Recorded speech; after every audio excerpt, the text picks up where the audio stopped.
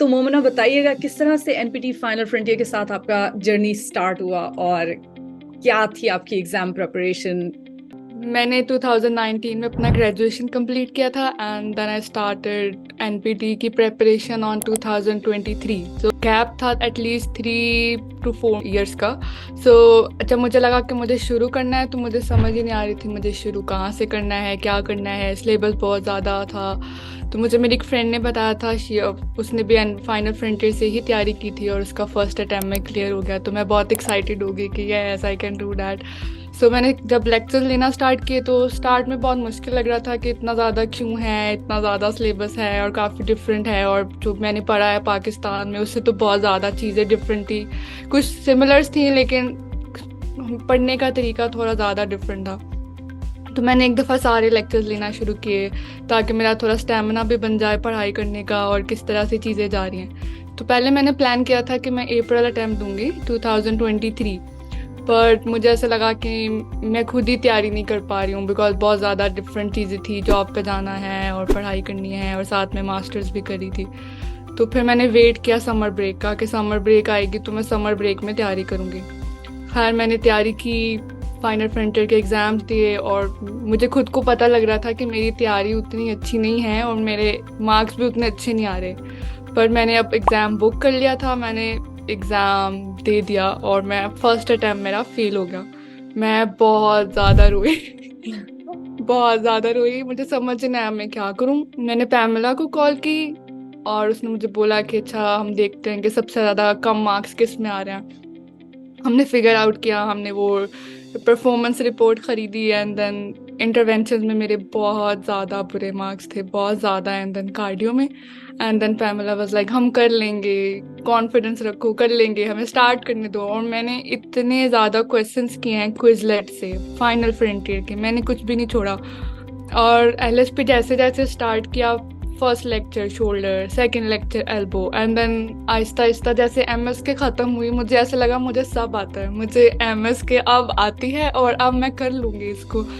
और मुझे ये पता है, मैंने पैमिला को मैं क्वेश्चंस करती थी रैंडम, कहीं से भी मिले, फाइनल फ्रंटियर के ग्रुप में क्वेश्चंस आते थे और एक्सप्लेनेशंस होती थी। जो मुझे चीज़ नहीं समझ आती थी मैं बस बहुत रिलैक्स तरीके से पैसा वसूल ट्रीटमेंट पिक्चर लेती थी एंड देन मैं पैमिला को भेज देती थी 7-8 सवाल जो पैमिला को मैं सुबह भेजती थी और वो बहुत अच्छे तरीके से मुझे 7-8 वॉइस नोट पर क्वेश्चन वापस भेजती थी इन रिटर्न।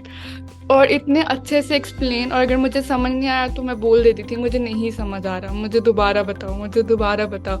और मैं हैरान थी कि मुझे इतना शौक नहीं हो रहा एग्जाम पास करने का जितना पैमिला को हो रहा है मुझे पास कराने का कि मैं करवा दूंगी, अब पास होगा एग्जाम।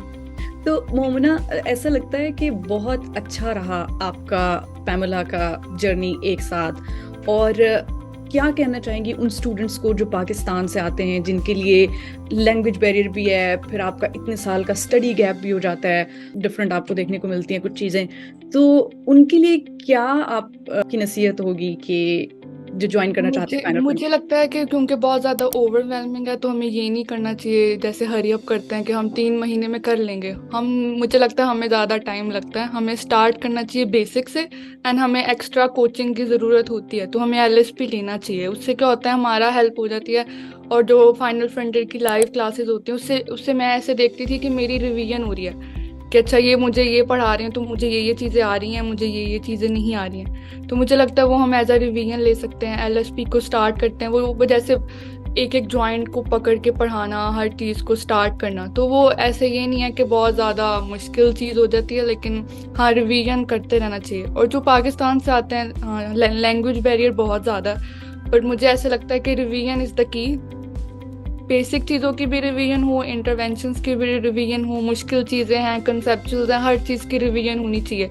तो ये और एक्स्ट्रा कोचिंग भी होनी चाहिए। जो आपको समझ नहीं आ रहा, आपको पता हो कोई बंदा है अब हमें मुझे बताने के लिए कि इसका क्या माइंडसेट है, और रट्टा नहीं लगाना चाहिए। जब तक आपको चीज़ें समझ नहीं आ रही हैं आप उसको इम्प्लीमेंट ही नहीं कर सकते हो। तो मुझे लगता है कि मैं तो पर्सनली बहुत ज़्यादा रेफर करती हूँ सबको कि एलएसपी लेना चाहिए। आपको बेसिक चीज़ें भी पता हों कि क्या हम कर रहे हैं। What was your score jump? Okay, so in my first attempt, my score was 506, and someone told me you will never get on the second attempt. Like, it's a huge jump, like 100 marks. You need to get 100 marks. But in my second attempt, I got 667. So it's a huge jump. My score was withheld, even my result was withheld, and I just called Pamela and I was literally crying, like I'm gonna fail again. And she was like, no, you are gonna pass, just relax and stay calm. And then I got my result and I was like, is it my result? I was showing my husband, can you just read for me? And he was like, no, you passed and you got your result and it's all good. And then with my scores, they're also withheld.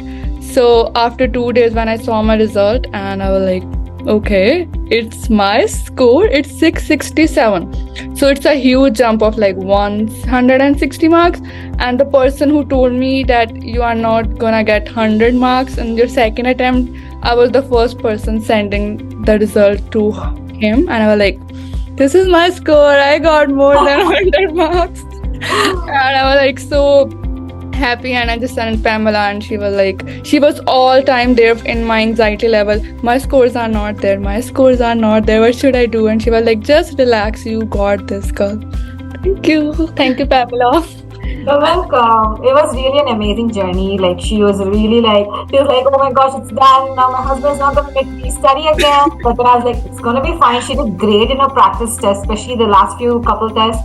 She did amazing. Out of 800, she was almost scoring close to 700. So I was like, you'll get it. You just have to. Yeah, even in my final printed exam, one of my exam I got 82, and I was like, no, they are lying. I can't do this. How can I got this marks? But yeah, I was so happy that I passed with so much good scores. Yeah, the many students like Momina in our class who actually pounced 100 points. It was an amazing cohort. Big shout out to you, and kudos to all the hard work that you put in. With the students and the tutor together. Teamwork. Yes, teamwork, yes.